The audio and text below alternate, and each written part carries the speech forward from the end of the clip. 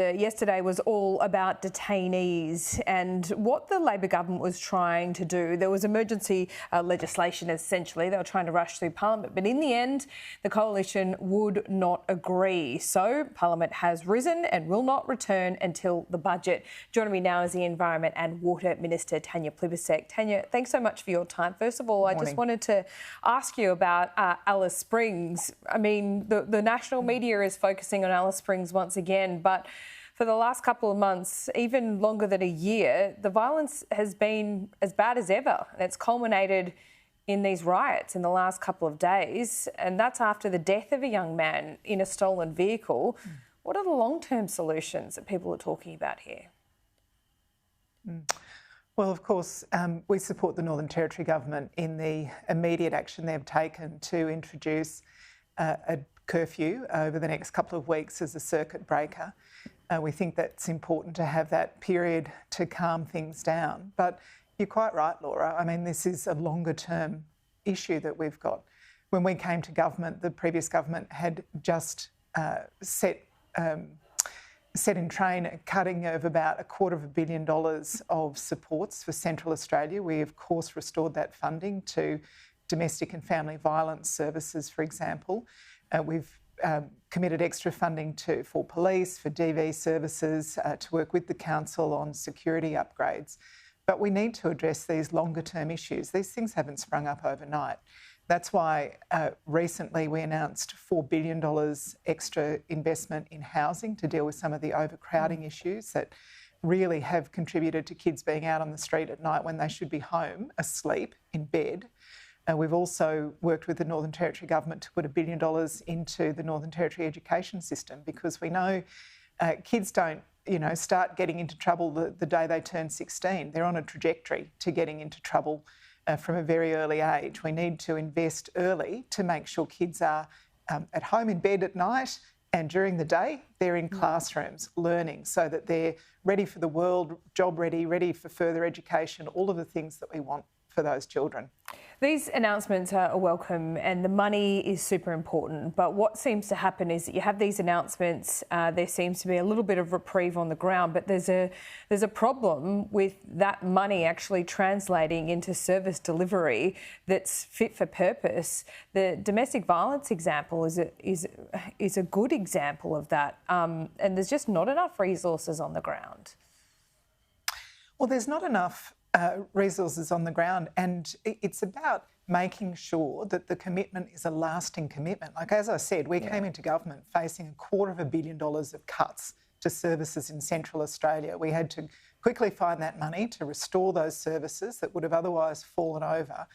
When you're talking about hiring police or hiring workers to work in domestic violence, or even hiring teachers or early childhood educators, you've got to make sure that the funding is there across multiple years to make sure that those services are going to keep going. And that's why the housing investment and the education investment are so important. These are multiple year commitments from the Commonwealth Government in partnership with the Northern Territory Government, so that we've got longer term solutions. We can't entirely let the Territory Government off the hook here. I mean, some of these incidents should never have been allowed to happen. And I think there is some truth to the fact that, this is not in a major city.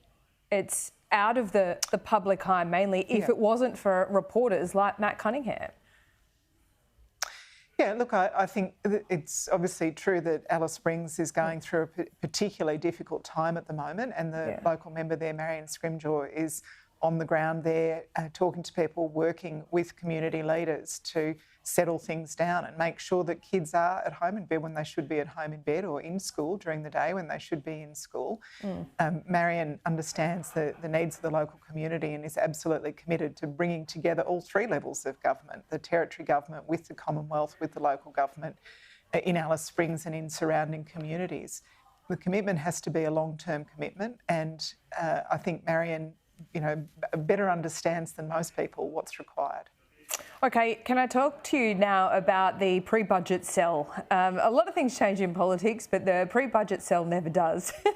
So that's what we're going to see Anthony Albanese's in the Hunter today. There'll be announcements to the tune of $1 billion when it comes to solar panels, and really this pitch to Australians about, local manufacturing essentially and local made products boosting Australian businesses. So what can we expect in the budget? Well, what you'll see in this budget is a traditional Labor budget, and that includes a focus on made in Australia. You're talking about solar panels today. It's so important that we are able to, we've got a massive transformation going on in our economy at the moment. We know we'll need more solar panels, we'll need wind turbines, we'll need batteries. Wherever we can, we obviously want to see Australian materials, Australian know-how and Australian products when it comes to meeting that demand. That's important for jobs and wealth creation in this country, but we also found out during COVID that if things go bad in the international community, if there's an unexpected shock of whatever type, we're not at the top of the list for getting hold of some of these critical goods and services. We need to make sure that we have domestic capacity. And in solar in particular, we do the best research in the world on solar, but we have traditionally not been able to translate that into a substantial domestic industry. We should be doing our very best to translate that into Australian jobs and Australian wealth. And that's what the Prime Minister's committed to. I think Isn't that because we buy most of our solar panels from China? We do. I think they supply about 90% of and the there's world's not a solar good panels. recycling program at the back end of that afterlife, is it? Absolutely, and this is a really critical element of Made in Australia. It's remade in Australia as well. At the moment, we don't get enough life out of the resources that we're using, out of the materials that we're using.